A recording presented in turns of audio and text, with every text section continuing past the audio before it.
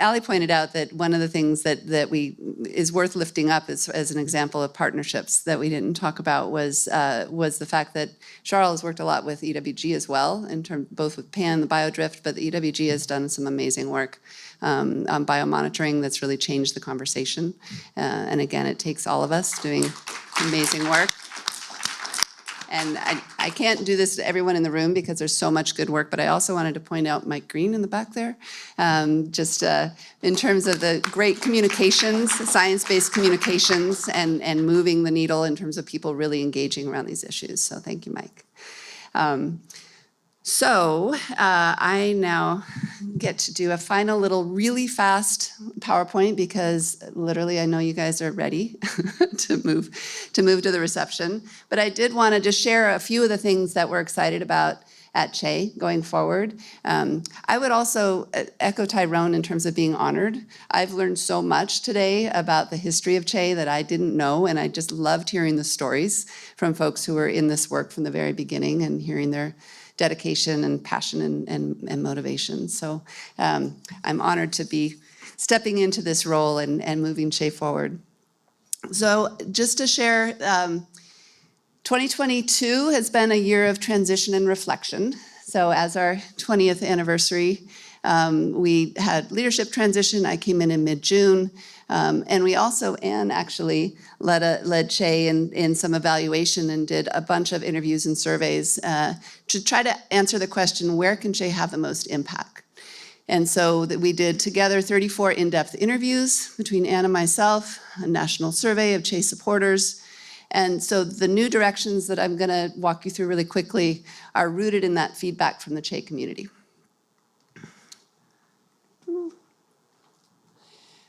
So here are the strategies that we're moving forward with. Step number one is to grow and amplify our strengths. Obviously, there are a lot. CHE has a deep history of communicating about and convening around evidence-based science. So we're going to continue hosting the partner webinars.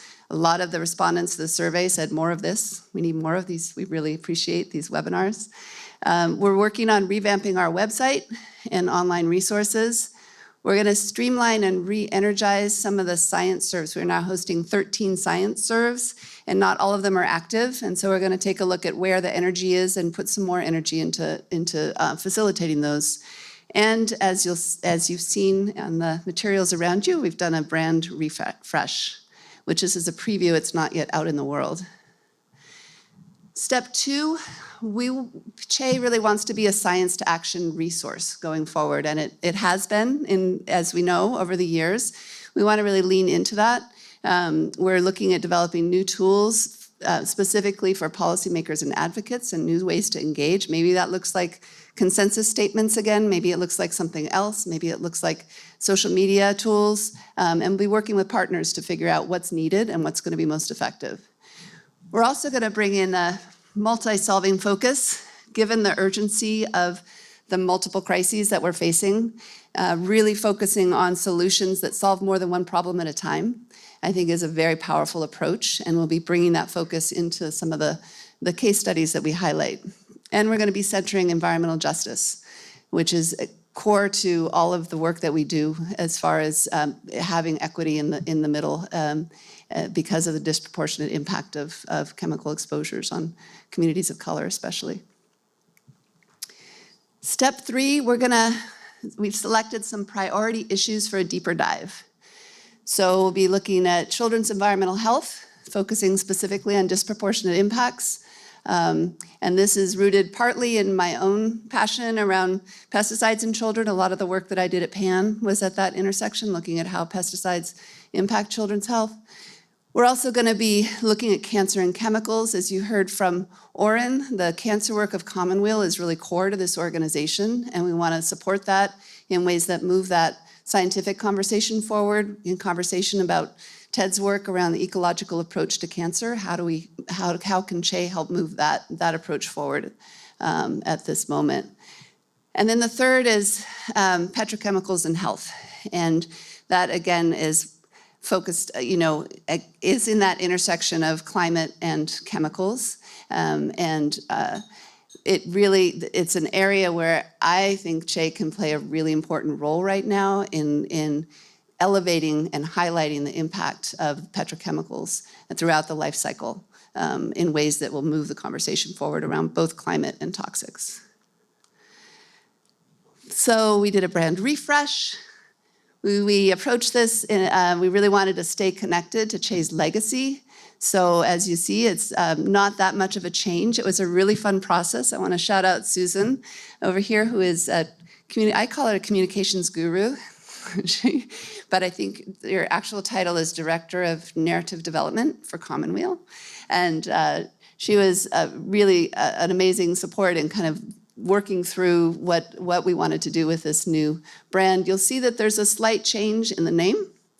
So we're shifting to Collaborative for Health and Environment. And that is, again, to signal that leaning into the proactive science to action stance. We're also rebuilding our team. So I want to introduce Rachel Massey, who many of you know on the left there, is going to be joining us later this month. Rachel has been at the Toxics Use Reduction Institute for many years, has incredible skills. She'll be our senior science and policy advisor. Really excited to be working with her going forward, and I wanted to shout out that she's in the Zoom room right now, managing Zoom and chat, so welcome, Rachel. Thank you. And Shania Darby and Matt Lilly are both currently our science communications interns, and they've been great to work with, and I wanted to thank both of them. They've been working on kind of website revision content. Shania did an amazing job with some of the materials that you have in your packet, so I wanted to thank both of them as well. So we're looking to rebuild and strengthen the Che team so we have the capacity that we need to move this work forward. And so I wanted to highlight, as Tyrone said, not what Che can do for you, but what you can do for Che. So how you can help today is ideas, connections, offers to collaborate. Che is a collaborative, and the only way that we've been able to do, that Che has been able to do what it has with really limited capacity over the years has been working in partnership with so many people. And so, one of the things you'll see over there, I've put up a handful of flip charts, and I would invite you to, in each of those focus areas, children's health, cancer and chemicals, and petrochemicals and health, jot down on your notepad, on the sticky note, ideas that you have, resources that you know about, offers to collaborate, things you'd be excited to see, and we'll be collecting those and follow up with you to see how we can work together. I also have the fourth one there is like other ideas. What else would you be excited to see Che move into? How would you want to collaborate? How might we work together? And then also I'd like to invite you to help launch our 20 for 20 year-end campaign today. So we're hoping to raise $20,000 from supporters, from individual supporters, to mark Che's 20th year.